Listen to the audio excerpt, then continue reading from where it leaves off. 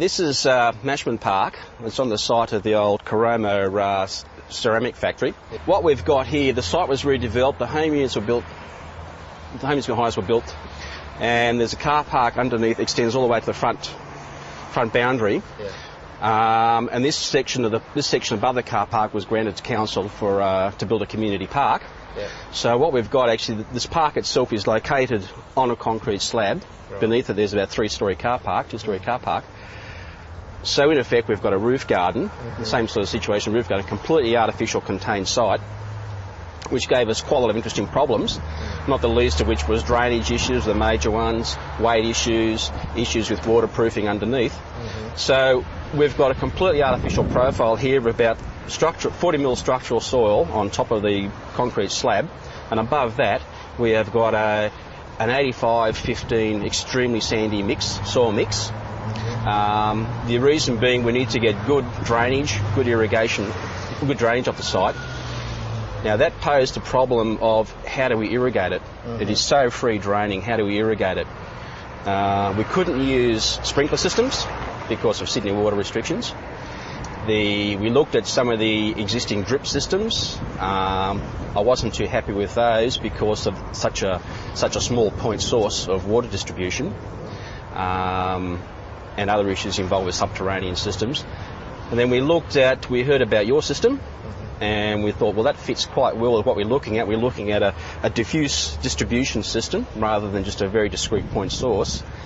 We wanted a bit of water to retain in the upper layer of the soil, particularly during establishment periods, so that the plants could actually get the moisture, bearing in mind we're in a drought situation at the moment, so high evapotranspiration rates. And so we installed that at close centres because it's extremely free draining soil, and it's been in now for about 8 or 9 months. And the evidence around you is the fact that we've had quite good take-up of the plants. The only plants we've actually lost through vandalism. We haven't lost anything through drought. We've found it quite efficient. Initially in the establishment phase we were running it on a daily basis. We found we didn't have to do that. In fact, the soil was quite saturated. Bearing in mind it's a sandy loam, so it's quite unusual. Yeah. So we sort of reduced it down to a shorter irrigation periods, and now the restrictions are we can only irrigate on Wednesdays and Sundays. Yep. You can have 2 3-hour blocks each day. We're finding we only need to do 1 3-hour block. 1 3-hour block a week? One 3-hour block on Wednesday and 1 3-hour block on Sunday. Right. So in effect we're irrigating only 50% of the time that we can irrigate. Yeah. Because we are finding it quite efficient compared to drip irrigation systems we have in other parks that we're using it a lot less. Yeah.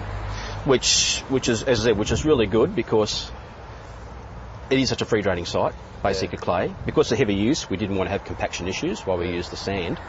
And our other parks are basically clay-based, very clay soils up here, hence the brickworks. This is the Walter Raleigh buffalo turf here. That's right. Normally it likes the water pretty much, as you know. Yeah. This is winter time, so it's not as brilliant green as it will be in summer. But that's right. How did it go in the summer months? Well, the summer months, the first summer we had was this establishment phase, and it went brilliantly. Yeah.